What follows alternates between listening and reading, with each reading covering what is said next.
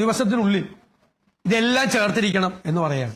ഒരു കാലത്തും ഇല്ലാത്ത നിബന്ധനകളാണ് ഉണ്ടായിരിക്കുന്നത്. 15 ദിവസം കൊണ്ട് എങ്ങനെയാണ് വോട്ടർ പട്ടികയിൽ പേര് ചേർക്കുന്നത്? ഒന്നാമത്തെ പ്രശ്നം, ഈ എലിക പോലും ഇല്ല, അറിയില്ല, സ്കെച്ച് അറിയില്ല, വാർഡിന്റെ അതിർത്തി ഏതാണ് എന്നറിയാതെ എങ്ങനെയാണ് വോട്ടർ പട്ടികയിൽ പേര് ചേർക്കുന്നത്? ഈ വാർഡിലാണോ ചേർക്കേണ്ടത്, അടുത്ത വാർഡിലാണോ ചേർക്കേണ്ടതെന്ന് അറിയണമെങ്കിൽ ഈ വാർഡിന്റെ അതിർത്തി അറിയണ്ടേ? എങ്ങനെ ചേർക്കുന്നത്? 2 പഞ്ചായത്ത് രാജ് നിയമത്തിലെ സെക്ഷൻ 24 പ്രകാരം അവരാകെ പറഞ്ഞിട്ടുള്ളത് നോമിനേഷൻ കൊടുക്കുന്ന അവസാന തീയതി മുതൽ ഇലക്ഷൻ ഡേറ്റ് വരെ ഉള്ള സമയത്ത് വോട്ടർ പട്ടികയിൽ പേര് ചേർക്കാൻ പാടില്ലെന്ന്. അതിന്റെ അർത്ഥം എന്താ? നോമിനേഷൻ കൊടുക്കുന്ന അവസാന തീയതി വരെ വോട്ടർ പട്ടികയിൽ പേര് ചേർക്കാമെന്നാണ്. പണ്ടൊക്കെ അങ്ങനെയായിരുന്നു. പിന്നെ ഈ 15 ദിവസമായിട്ട് ഇവരെന്തിനത് പരിമിതപ്പെടുത്തിയത്? ഈ 15 ദിവസം കൊണ്ട് ഒരുപാട് കാര്യങ്ങളുണ്ട് ചെയ്യാൻ. അല്ലെങ്കിൽ തന്നെ ഒരാളുടെ പേര് ചേർക്കാനുള്ള സ്വാഭാവികമായ പ്രക്രിയ തന്നെ നീണ്ടതാണ്. ഇലക്ടറൽ രജിസ്ട്രേഷൻ ഓഫീസർക്ക് അപേക്ഷ ലഭിച്ച ശേഷം കീഴുദ്യോഗസ്ഥൻ എൻക്വയറി നടത്താനായി ചുമതലപ്പെടുത്തും. ആ ഉദ്യോഗസ്ഥൻ എൻക്വയറി നടത്തി വെബ്സൈറ്റിൽ വിവരം അപ്ലോഡ് ചെയ്യണം. ഇതിനൊക്കെ സമയമെടുക്കില്ലേ? മാത്രമല്ല, പല വിദ്യാർത്ഥികളും അന്യ സംസ്ഥാനത്ത് അടക്കം വിദ്യാഭ്യാസത്തിന് പോയിട്ടുണ്ട്. അവർക്ക് നാട്ടിൽ വന്ന് വോട്ട് ചേർക്കാനും കൂടുതൽ സമയം ആവശ്യമുള്ളതല്ലേ. പഠിക്കാൻ പോയ കുട്ടികൾക്ക് വോട്ട് ചേർക്കണ്ടേ? ഒരു സ്ഥലത്ത് നിന്നും മറ്റൊരു സ്ഥലത്തേക്ക് വോട്ട് മാറ്റുന്നതും ശ്രമകരമായ ദൗത്യമാണ്. അപ്പോ പുതിയതായിട്ട് ഒരു വോട്ട് ചേർക്കുമ്പോൾ നേരത്തെ ഉണ്ടായിരുന്ന അയാളുടെ വോട്ട് അവിടെ നിന്ന് മാറ്റണം. അല്ലെങ്കിൽ 2 വോട്ട് വരും, ഇരട്ടിപ്പ് വരും, 2 വാർഡിൽ വോട്ട് വരും. അതിനൊന്നുള്ള സമയം ഇതിന്റെ അകത്തില്ല. അപ്പൊ 2 ഇലക്ടറൽ രജിസ്ട്രേഷൻ ഓഫീസർമാരും അറിയണം, 2 ഇആർഒമാരും പരസ്പരം അറിയണം. ഒരാൾ മാറി ആ വാർഡിൽ നിന്ന് ഇങ്ങോട്ട് താമസം മാറ്റി ഇവിടെ വോട്ട് ചേർക്കുമ്പോൾ ഇവിടത്തെ ഇആർഒയും അറിയണം, അപ്പുറത്തെ ആളെ അറിയണ്ടേ? അറിയണമെങ്കിൽ സമയമെടുക്കില്ലേ? മാത്രമല്ല, ഇപ്പൊ തന്നെ വളരെ ഈ കുറ്റമറ്റ രീതിയിൽ ചെയ്യാൻ യാതൊരു കാരണവശാലും ഈ സമയം കൊണ്ട് സമ്മതിക്കില്ല. അതുകൊണ്ട് ഈ 15 ദിവസം എന്നുള്ളത് യഥാർത്ഥത്തിൽ തെരഞ്ഞെടുപ്പിന്റെ നോമിനേഷൻ കൊടുക്കുന്നത് വരെയുള്ള സമയമാണ് കൊടുക്കേണ്ടത്. ഏറ്റവും മിനിമം 30 ദിവസമെങ്കിലും ഇത് കൊടുക്കണം. ഇത് എന്തിനാണ് ഇങ്ങനെ ഈ 15 ദിവസമാക്കി ചുരുക്കുന്നത്? ഞാൻ പറഞ്ഞ ഫ്രീ ആൻഡ് ഫെയർ ഇലക്ഷൻ അല്ലേ ഇലക്ഷന്റെ കൺസെപ്റ്റ്. സത്യസന്ധവും നീതിപൂർവമായ ഇലക്ഷൻ അല്ലേ? ഇതുപോലത്തെ ഒരു അബദ്ധ പഞ്ചാംഗം പോലുള്ള ഒരു വോട്ടർ പട്ടിക പ്രസിദ്ധീകരിച്ചിട്ട് ഇനി അത് എടുക്കാൻ ബൾക്കായിട്ടുള്ള വോട്ടുകൾ മാറ്റം ചെയ്തേക്കാണ്. എന്തോരം വോട്ടർ പട്ടിക പഠിച്ചാൽ മാത്രമാണ് ഈ വോട്ടർ പട്ടിക ശുദ്ധീകരിക്കാൻ പറ്റുള്ളൂ. അതിനുള്ള സമയം പോലും കൊടുക്കാതെ മനഃപൂർവ്വമായിട്ട് ഈ ക്രമക്കേടുകൾ പരിഹരിക്കപ്പെടാതിരിക്കാനുള്ള മാർഗമാണ് അവർ ആരാഞ്ഞേക്കുന്നത്.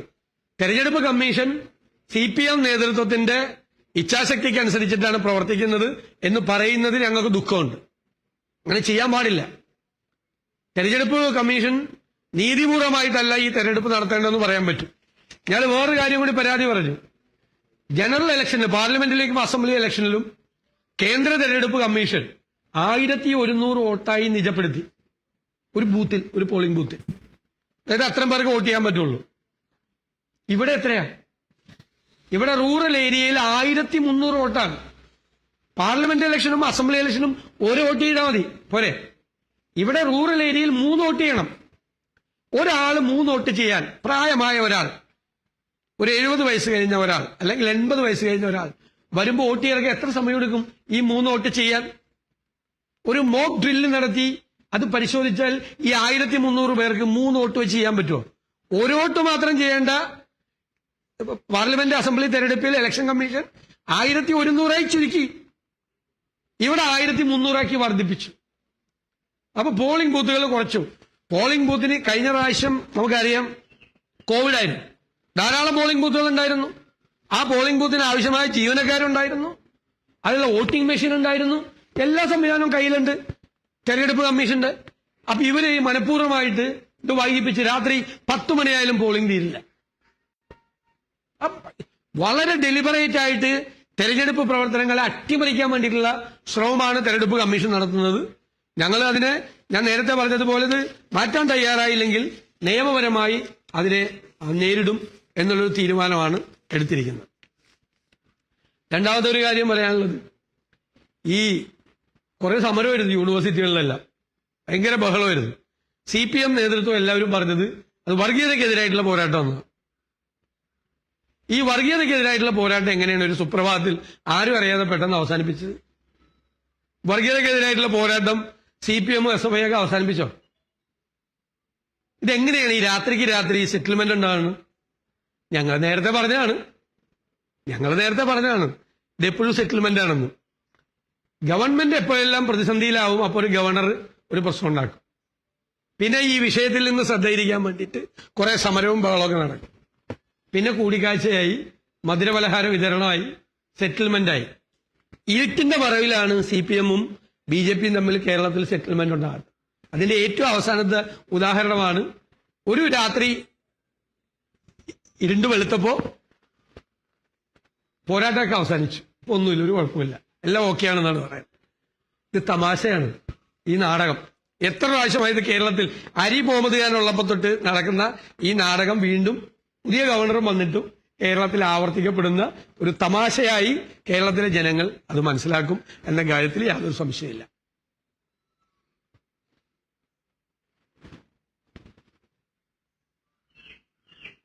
വേറൊന്നും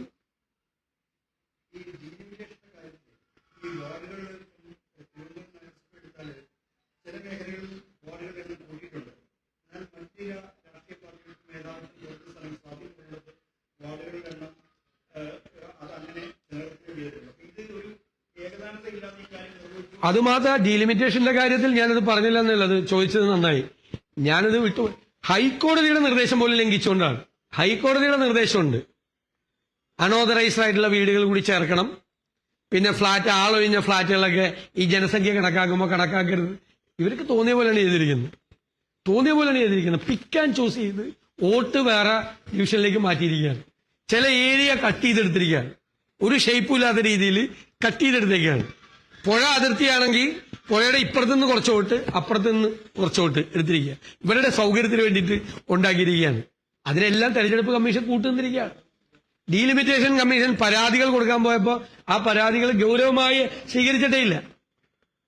അവർക്ക് ഇഷ്ടമുള്ള പോലെ, അവർ തോന്നിയതുപോലെ തന്നെ ഈ പരാതികൾ സ്വീകരിച്ചു എന്ന് വരുത്തി വാങ്ങിച്ചു വെച്ചിട്ട് പരാതികൾ പരിശോധിക്കാതെ തീരുമാനമെടുത്തിരിക്കുകയാണ്. വ്യാപകമായ ക്രമക്കേടുകളാണ് നടന്നിരിക്കുന്നത്. അങ്ങനെയെങ്കിലും ജയിക്കാൻ പറ്റുമെന്ന് നോക്കുകയാണ്. ജയിക്കില്ലെന്നറിയാം, എന്നാലെങ്കിലും ജയിക്കാൻ പറ്റുമെന്ന് നോക്കുകയാണ്. പക്ഷെ ഇപ്പൊ ബീഹാറിലെ വോട്ടർ പട്ടിക അട്ടിമറിച്ചതിനെതിരായിട്ട് എല്ലാവരും ചേർന്ന് ഇലക്ഷൻ കമ്മീഷനെതിരായിട്ട് ഡൽഹിയിൽ സമരം നടക്കുകയാണ്. ഇവിടെ അത് വേണ്ടി വരും. ഇവിടെ അത് തന്നെ നടക്കണത്. ഇവിടുത്തെ ലോക്കൽ കേരള തെരഞ്ഞെടുപ്പ് കമ്മീഷനാണ്. അവര് തോന്നിയതുപോലെ CPM-ഉമായിട്ടുള്ള ബന്ധമുള്ള ഉദ്യോഗസ്ഥന്മാരെ എല്ലാവരും ചേർന്ന് തോന്നിയതുപോലെ ചെയ്തിരിക്കുകയാണ്. എല്ലായിടത്തും ഇലക്ഷൻ അട്ടിമറിക്കാൻ വേണ്ടിയിട്ടുള്ള ശ്രമമാണ് നടത്തിയിരിക്കുന്നത്. ഏത് കാര്യത്തിന് വേണമെങ്കിലും ഞാൻ ഈ പറഞ്ഞതിന് തെളിവുകൾ ഹാജരാക്കുക. വിവിധ ജില്ലകളിൽ നിന്ന്, വിവിധ ലോക്കൽ ബോഡികളിൽ നിന്ന് ഇതെല്ലാം സംഭവിച്ചിട്ടുണ്ട്.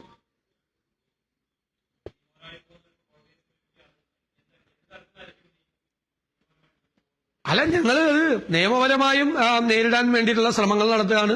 ഞങ്ങൾ ഇലക്ഷൻ കമ്മീഷനോട് നേരിട്ട് കണ്ട് അഭ്യർത്ഥിച്ചിട്ടുണ്ട്. അത് സമയം കൂട്ടണം. ഇത് കറക്റ്റ് ചെയ്യണമെങ്കിൽ തന്നെ, ഈ വോട്ടർ പട്ടിക കറക്റ്റ് ചെയ്യണമെങ്കിൽ സമയമെടുക്കില്ലേ? ഞാൻ പറഞ്ഞ നമ്മളൊരു വാർഡിന്റെ സ്കെച്ച് കിട്ടാതെ നമ്മൾ എങ്ങനെയാണ് അതിൽ വോട്ടർ പട്ടികയിൽ പേര് ചേർക്കുന്നത്? 18 വയസ്സ് പൂർത്തിയായ ഒരാളെ ചേർക്കണമെങ്കിൽ അയാൾ താമസിക്കുന്ന വീട് ഈ വാർഡിനകത്താണോ അപ്പുറത്തെ വാർഡിനകത്താണോ നമ്മൾ എങ്ങനെ അറിയും? സ്കെച്ച് കിട്ടിയിട്ടില്ല, സ്കെച്ച് കൊടുക്കൂല.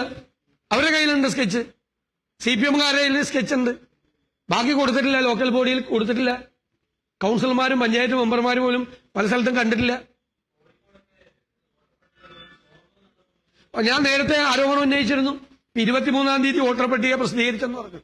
ഈ മാസം ആദ്യം വാരം തന്നെ പല സ്ഥലത്തും തദ്ദേശ സ്വയംഭരണ സെക്രട്ടറിമാര് CPM-കാർക്ക് ചോർത്തി കൊടുത്തു വോട്ടർ പട്ടിക. കേരളത്തിൽ ഇന്നുവരെ കേരളത്തിലെ ലോക്കൽ ബോഡി തെരഞ്ഞെടുപ്പ് ചരിത്രത്തിൽ ഉണ്ടാകാത്ത തരത്തിലുള്ള ക്രമക്കേടുകളാണ് ഇപ്പോൾ ഉണ്ടായിക്കൊണ്ടിരിക്കുന്നത്. അധികാരം ഉപയോഗിച്ചുകൊണ്ട് തെരഞ്ഞെടുപ്പിനെ അട്ടിമറിക്കാൻ വേണ്ടിയിട്ടുള്ള ശ്രമമാണ് നടത്തുന്നത്. ഇലക്ഷൻ കമ്മീഷൻ അതിന് കൂട്ടുനിൽക്കാണ്. ഞാൻ നേരിട്ട് കണ്ട് പരാതി കൊടുത്താണ് ഞാൻ തന്നെ UDF.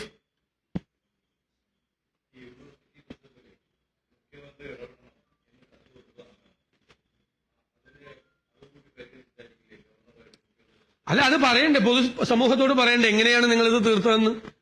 എങ്ങനെ ഞങ്ങൾ എന്താ നിലപാടെടുത്തത്? ഞങ്ങൾ ഇത് അനാവശ്യമായ കാര്യത്തിന് വേണ്ടി നടക്കുന്ന ഒരു സംഘർഷമാണ്. അനാവശ്യമായിട്ട് നിസാര വിഷയമാണ് അല്ലേ?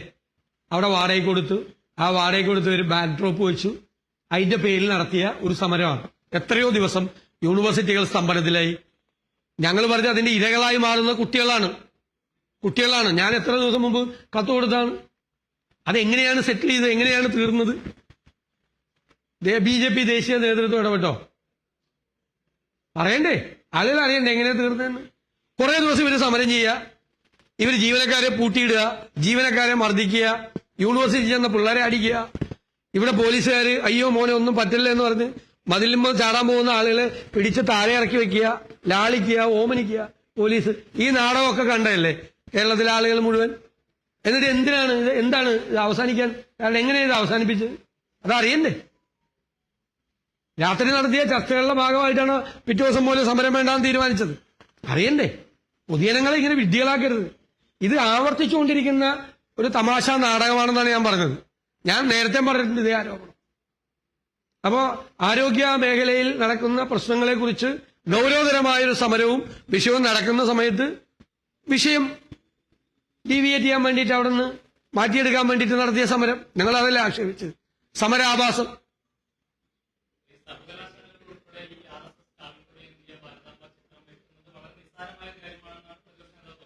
അങ്ങനെ ഞാൻ പറഞ്ഞില്ലല്ലോ. അല്ലല്ലോ, ഞാൻ അങ്ങനെയല്ലല്ലോ പറഞ്ഞത്. ഞാൻ ചോദിക്കട്ടെ, എന്തിനാണ് മതസംഘടനയ്ക്ക് വാടകയ്ക്ക് കൊടുത്തത്? എന്തിനാ കൊടുത്തത്? കൊടുക്കാമോ? ആരാ കൊടുത്തത്? യൂണിവേഴ്സിറ്റി കൊടുത്തത് എന്തിനാ? പിന്നെ ആർക്കെങ്കിലും ഒരാൾക്ക് വാടകയ്ക്ക് കൊടുത്തിട്ട് അവര് ആ സ്റ്റേജിന്റെ ബാക്ക്ഡ്രോപ്പ് എന്ത് വെക്കണം എന്ന് തീരുമാനിക്കുന്നത് യൂണിവേഴ്സിറ്റിയാണ്. കൊടുത്താ പോയില്ലേ? ഇപ്പൊ ഞങ്ങൾക്ക് കൊടുത്താൽ ഞങ്ങൾ ഗാന്ധിയുടെയും നെഹ്റുവിന്റെയും പടം വയ്ക്കും. CPM-ന് കൊടുക്കണമെങ്കിൽ CPM കാർൽ മാർക്സിന്റെയും മറ്റവരെയും പടം വയ്ക്കും.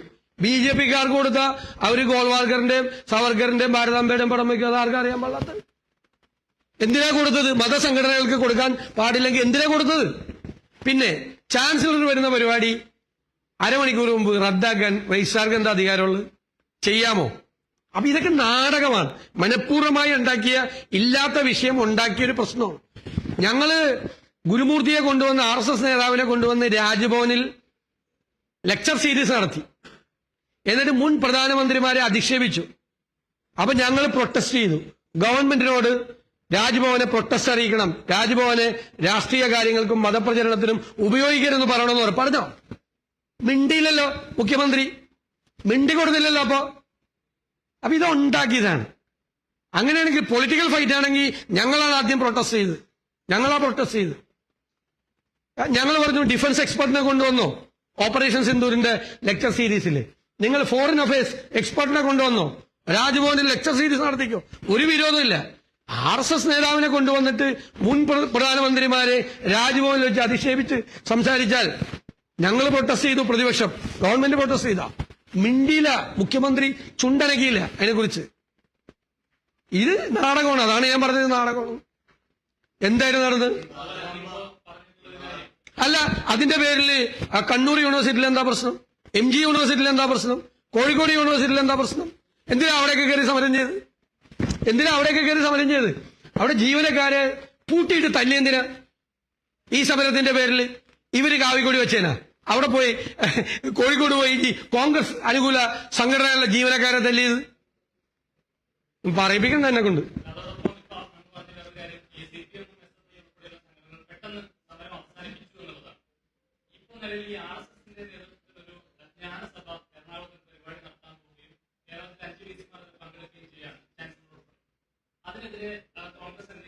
ഞങ്ങൾ പറഞ്ഞിട്ടുണ്ടല്ലോ, അതിൽ VC-മാര് പങ്കെടുക്കരുതെന്ന് പറഞ്ഞിട്ടുണ്ടല്ലോ.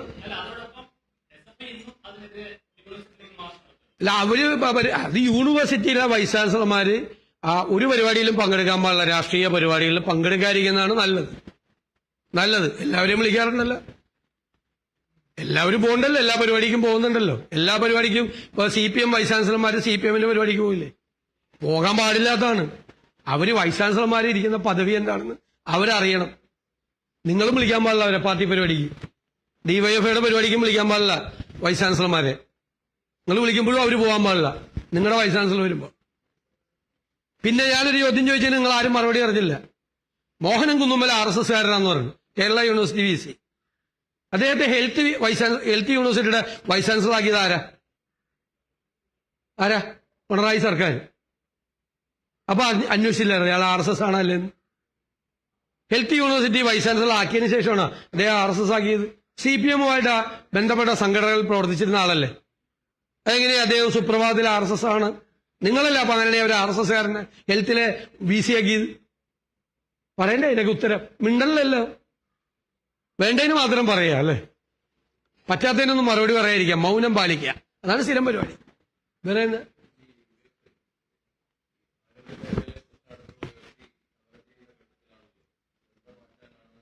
കേൾക്കണില്ല കേട്ടോ.